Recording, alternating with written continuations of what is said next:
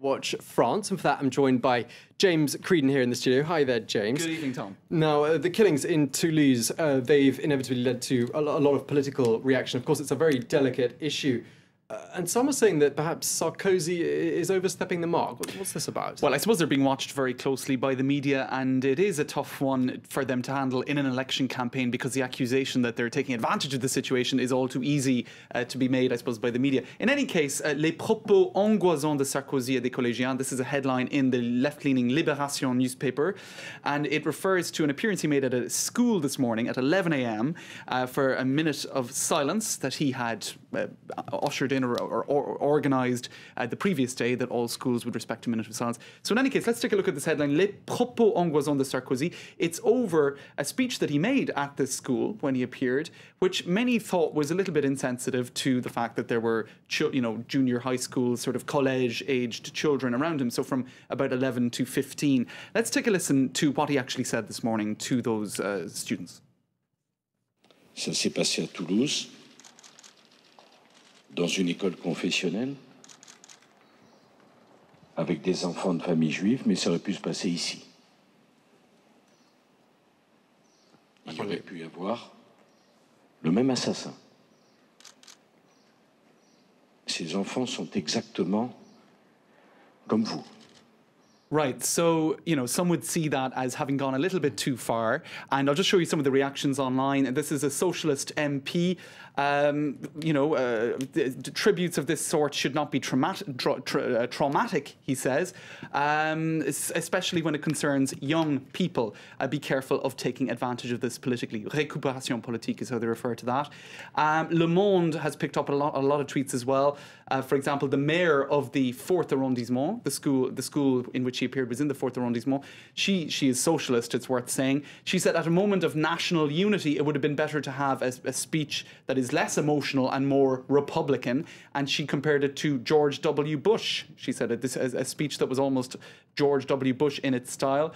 Cécile Duflot also reacted. She is the leader of the Green Party. She said, I think, Mr. President, addressing this tweet to Nicolas Sarkozy, that you should not speak as such to children. It is the duty of adults to protect, not to create anxiety. So there you go. Some people thinking that he adopted the wrong tone in the way he addressed the issue in front of these students this morning. Now, it's worth pointing out, Tom, that just very quickly that Nicolas Sarkozy is somebody, when it comes to security issues, who usually does quite well out of it politically. There's one very famous incident, and I think we have the pictures, back in 1993 when he was the mayor of Neuilly, the western suburb of Neuilly, the western Paris suburb of Neuilly, where there was a kidnapping event at a kindergarten school. He was personally involved in getting the children out of that situation and in negotiating with the kidnapper, who called himself the human bomb, rather ominously. So this was a big media moment for Nicolas Sarkozy in 1993. Many would say that it kind of launched his political reputation as somebody who places security issues at the heart of his, I suppose, political reputation. So I suppose you could say it's normal that he would react in a strong, reassuring manner at moments such as this, but others would say perhaps there is also that danger of overstepping the mark and into the territory of political opportunism. Absolutely, a very delicate balancing act for the president.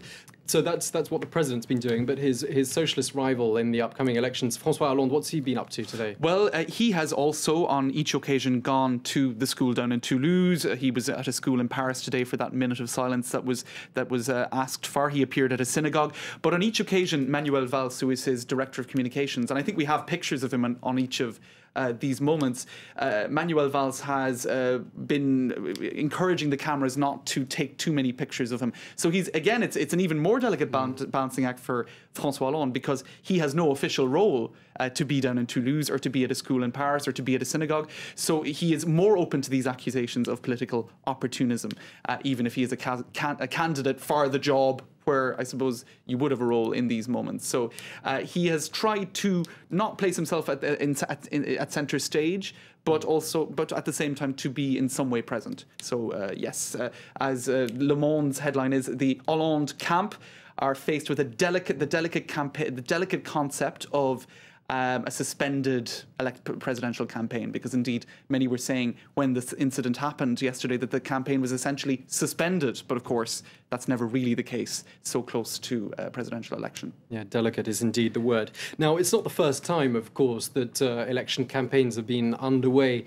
At the same time, something very tragic has happened. What examples from the past can the candidates draw on?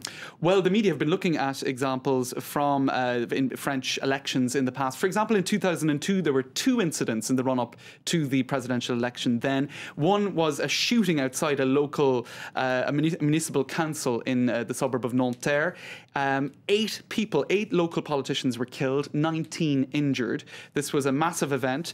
And just a couple of weeks later, there was an incident where an elderly man, his house was burnt. Now, the effect of this was that it placed security at the very centre of the campaign.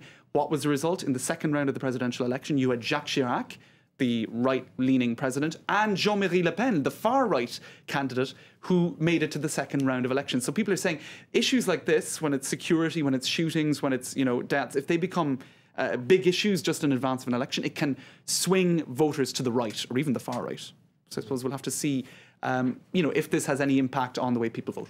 Absolutely. Thank you very much indeed, James Creedon. Thanks, Tom. That was Media Watch. Well, it's time now for a check of what's getting people clicking and blogging online, including a fresh warning about what you post on the internet. Our daily date with cyberspace web news starts right now.